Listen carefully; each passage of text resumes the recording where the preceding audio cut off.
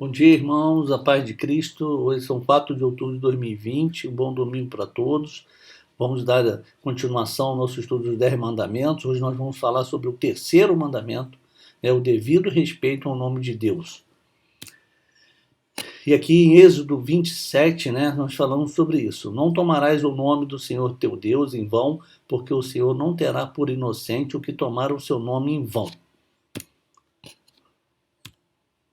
A introdução. Aparentemente, as nações pagãs em torno de Israel, às vezes, invocavam os nomes de seus deuses ao fazer juramentos, de modo que a pessoa que o fazia seria levada mais a sério ou dado mais peso, como se depreende de uma detida análise do texto contido no livro de Deuteronômio, capítulo 6, versos 13 a 15. Vamos lá. O Senhor teu Deus temerás e a ele servirás, e pelo seu nome jurarás. 14. Não seguireis outros deuses ou deuses dos povos que houver ao redor de vós. E por fim, 15. Porque o Senhor teu Deus é um Deus zeloso no meio de ti, para que a ira do Senhor teu Deus não acenda contra ti e te destrua de sobre a face da terra. A Bíblia nos revela muitos adjetivos que demonstram a importância do nome de Deus. Um nome santificado, Mateus 6,9, santo, tremendo e majestoso, dentre muitas outras descrições. Quando o nome de Deus não é tratado com este respeito, é pecado. Isto é o que afirma o terceiro mandamento, Êxodo 27. A palavra vão, contida no texto, é de especial importância para a compreensão do mandamento. De acordo com o dicionário hebraico de Strong, essa palavra é utilizada para significar vaidade, mal, ruína, inutilidade, engano, indigno, sem resultado, fraude e dolo. 19:12 de Levítico. Nem jurareis falso pelo teu nome, pois profanarás o nome de teu Deus. Eu sou o Senhor. Não tomar o nome de Deus em vão. Nas lições de Steve Shirley, tomar o nome de Deus em vão é feito de 3 maneiras. Usando o nome de Deus ao fazer um juramento, usando o nome de Deus de uma forma sem sentido, frívola ou profana, com utilização em palavrões ou maldição, a exemplo, meu Deus, é pecado, profetizar falsamente, ou seja, dizendo que o Senhor disse algo que ele não disse. Aí temos ali, porventura não tivesse visão de vaidade, não falaste de aviação mentirosa, quando disseste, o Senhor diz, sendo que eu tal não falei? O versículo do terceiro mandamento se completa afirmando que Deus não vai ter como inocente aqueles que fazem isso. Isso é importante, irmãos. Lá no versículo do terceiro mandamento ele fala que Deus não vai ter como inocente aqueles que fazem isso. Não tomar o nome de Deus em vão. Na leitura atenta de todos os itens do slide anterior, a conclusão parece caminhar no sentido de ser o centro da mensagem do terceiro mandamento. Proibir que façamos promessa, juramento, com ou sem propósito algum, usando o nome de Deus. Entendendo o centro da mensagem, a pergunta seguinte é: qual o motivo da proibição de não usar o nome de Deus em vão? Fica a reflexão para os irmãos. Ter cuidado ao fazer promessa ou juramento. Diante do quadro narrado, é necessário discutir o quão sério é fazer uma promessa ou juramento, a fim de reafirmar que nunca pode ser feito sem uma análise cuidadosa e oração. Então, irmãos, quando formos fazer um juramento, uma promessa, ali diz, tem que ser uma análise cuidadosa e muita oração.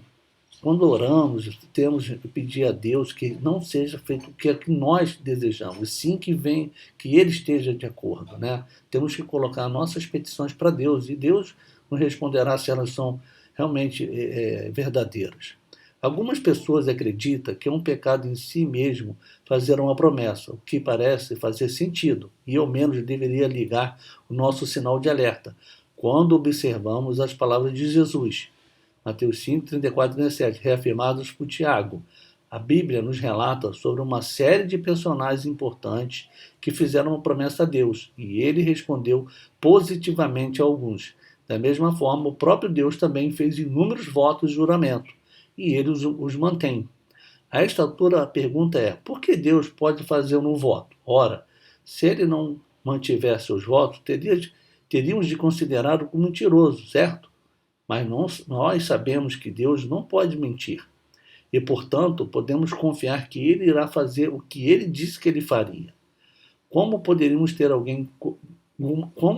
ter qualquer confiança na Bíblia, a palavra de Deus e nas suas promessas, se Deus não fosse totalmente confiável?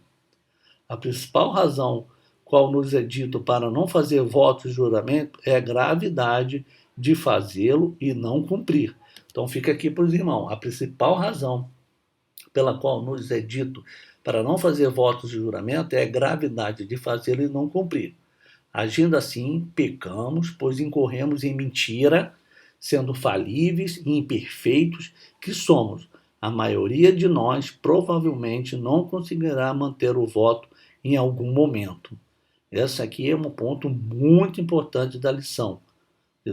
Muito importante. Agindo assim, pecamos, pois incorremos em mentira, sendo falíveis e imperfeitos que somos.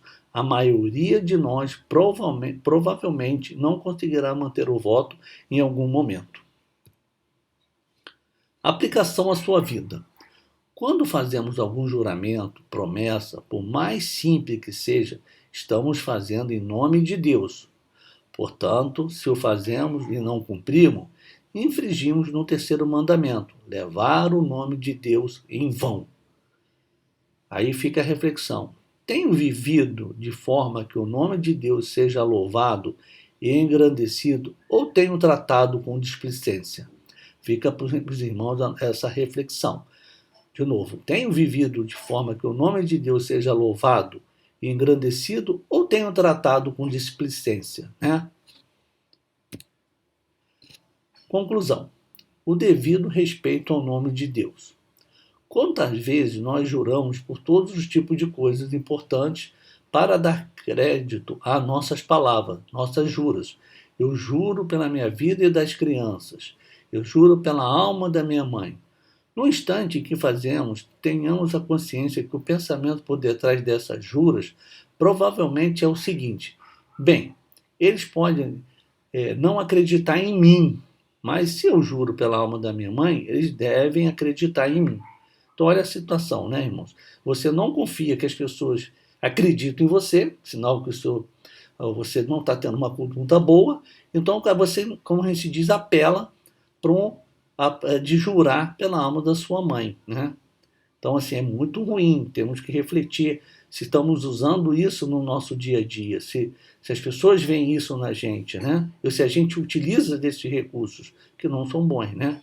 Procedendo assim, estes juramentos são feitos usando o nome do Senhor quando alguém diz eu juro. O nome de Deus está implícito, e se não é o dele implícito, é muito grave. Se uma pessoa não está sendo totalmente sincera ou disposta a seguir com o voto que propôs, ela está quebrando o terceiro mandamento e Deus vai responsabilizá-la. Olha, irmãos, a mão de Deus é pesada, então tenhamos muita consciência do que estamos fazendo, do que estamos falando, ou jurando, ou prometendo. Jesus disse que em Mateus que o nosso sim deve significar sim, e o nosso não deve significar não.